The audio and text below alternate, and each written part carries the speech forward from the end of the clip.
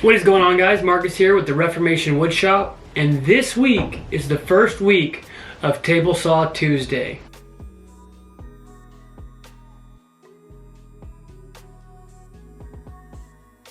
Over the next 6 weeks or so, every single Tuesday, I'm going to be putting on a video solely consisting of table saw related activities. So I have had this table saw for 4 years. I bought it in 2018 when I was a young 26-year-old, and that means, yes, I am 30. So I have a lot of man hours on the saw. I have a lot of experience with it, and I can tell you everything I love and everything I don't like about it. Let's get into the specs. This is the Delta 13 amp 10-inch carbide tipped table saw, otherwise known as the contractor saw. It's got a thick cast iron tabletop, and it's got a unique T-square locking rib fence. The steel rails that go all the way across the tabletop are perfect for long sheet goods and are really sturdy. The dust port on the back is a 2.5-inch dust port, and it's a perfect fit for most wet and dry vac hookups.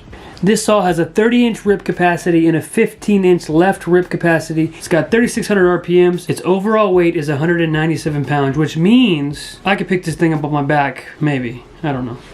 I have used this table saw for so many things. It has no limitations. I used this saw to cut a ton of treated wood to wrap some porch posts in the past.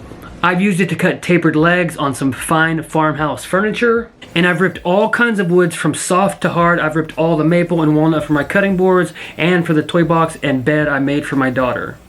Alright, so obviously we're going to start out with the pros first. One of the pros I have for this saw, it is very powerful for its size.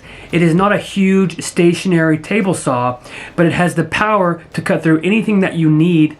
It doesn't often bind, it doesn't often stop when I'm pushing thicker material through. The reason that it's called the contractor's table saw is because it's built to be mobile and movable. It is a big, sturdy table saw that you can use in your shop for everyday use, but it's got a tubular frame and wheels and a lifted foot so you can move it anywhere and everywhere you'd like. It's pretty light, but also sturdy at the exact same time. It's a very approachable machine. All the dials are very self-explanatory. The cast iron is super easy to buff and clean and take all the rust and whatever soot that you have. Whatever you got, it's very easy to take care of. All that you need to do is find a grit that is suitable for the needs that you have. Sometimes you have deep scratches in your table and you'll need to use lower grits.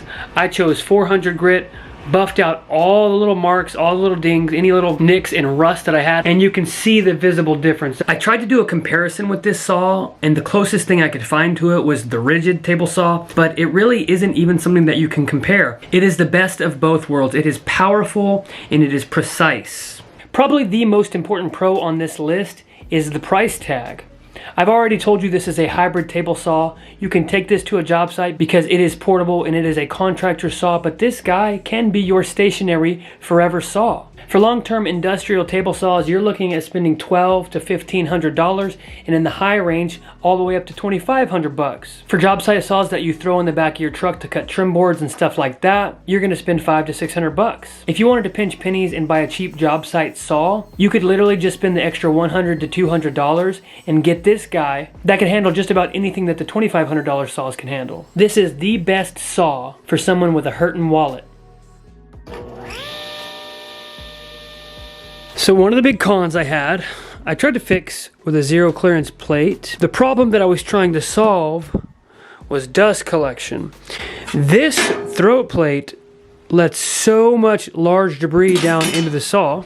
Everything that was dropping was catching right in here. I actually took this dust collection, popped it off, and put it over to the side so that everything that came through the throat of the table saw could fall out because it was jamming up so bad all the time. Hopefully now the zero clearance plate will help that, and then I've got my dust collection over here that I can connect right to, and everything will work just fine. One of the other things that I'm not a huge fan of is the fence that comes with the Delta table saw. It's a good fence, it's strong and thick, but it has a little slop in it, and that's because the front of the fence is just sitting there with a small little clip on it, and that has a little wiggle to it. Because of this, you can see just by moving it that the handled side moves at a different rate than the top clipped side, which leads to your fence being out of square. And it's not a consistent out of square. If you pull it towards you, then it'll be out of square up top, and if you push it away, it'll be out of square on the bottom. The only way I found to make sure that this doesn't happen is to lubricate your rails. That way the top and bottom of your fence is moving all at once, and consistently just check for square and make sure that everything is exactly where it should be.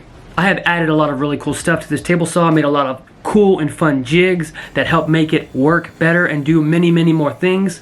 On top of cool jigs, I have added a lot of things aesthetically just to make it fun for me to utilize and to show off my brand. If I could go back in time and buy a different saw on the day that I bought this one, I would not do it. And I am so happy with this Delta saw. I have a small shop and it has served me so well, but when I move to a bigger shop, this guy is coming with me and it will stay in rotation for one of my most used tools.